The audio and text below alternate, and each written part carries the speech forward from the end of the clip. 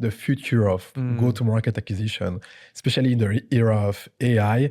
A lot of things are being automated. We've got those agents. What do you foresee for the near future in terms of how things will evolve? It's a question we ask ourselves every day. If I try to break this down, if you look first at the past, it doesn't mean that it's going to be the future, but if you look at what happened in the last 3 to 5 years, I think there was this negative flywheel. It's been more and more commoditized to get prospection data. So prospection data has become cheaper. People have realized that they need to limit themselves to 100 emails per day. So what they have been doing is that they have been creating like cold email infrastructure that I'm sure you know. Yeah. So, okay, data is cheap. Agencies have because their customer asking for results. So the easiest thing to scale is volume. So how can I scale volume? So I'll create more domains. I'll create more emails.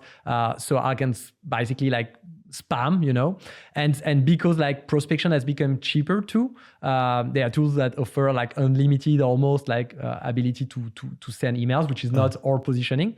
Then what you see is I think the global volume of email for B2B prospection, I certainly increased by maybe a factor of at least 50, maybe 100.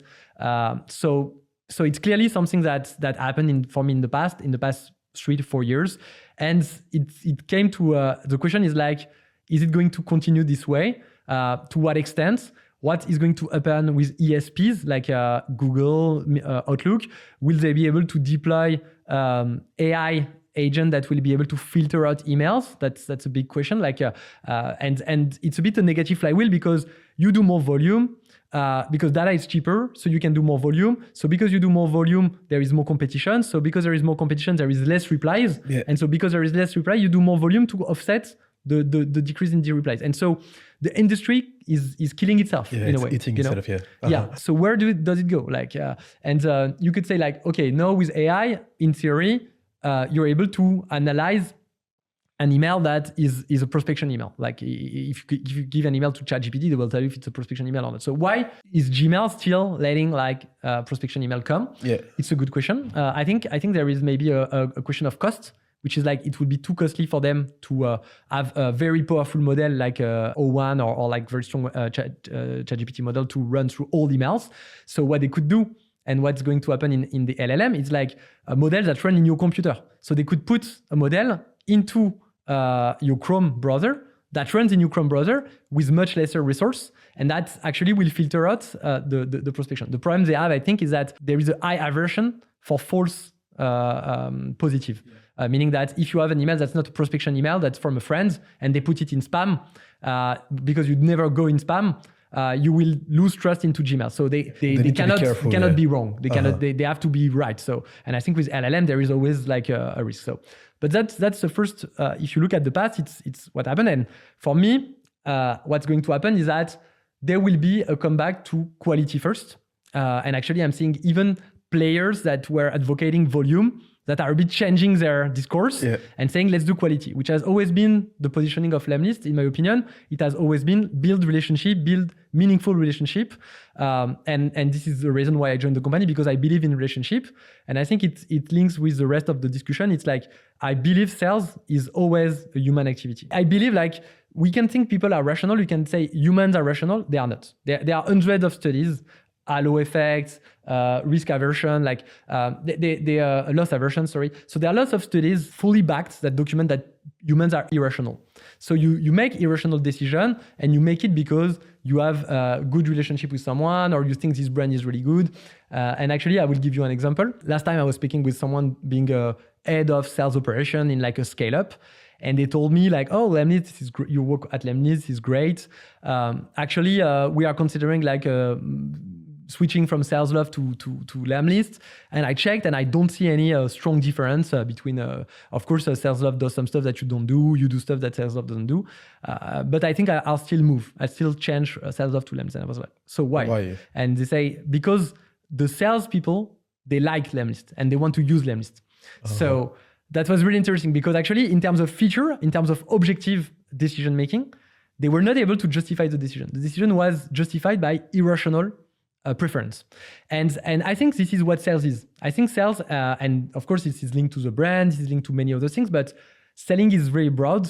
But I think like ultimately, selling is a human activity.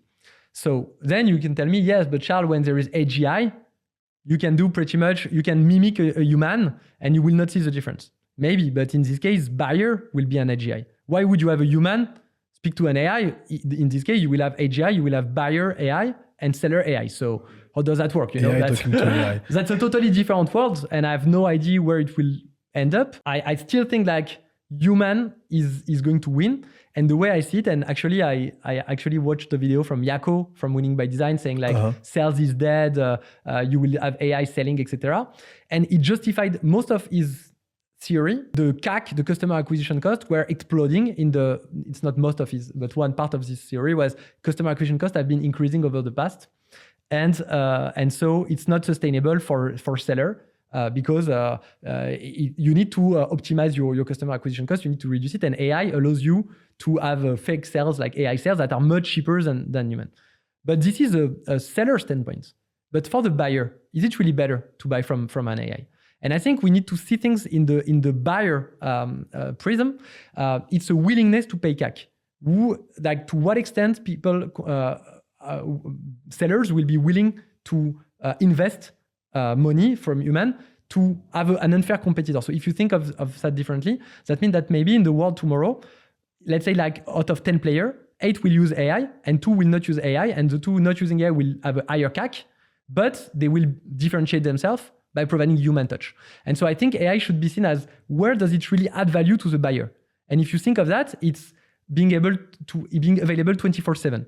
So what I see as the AI in advantage towards human, it's 24/7 availability. So if I want a demo, if I ask, I can have an AI now, or I can have a human in 2 hours. Okay. So what do I prefer?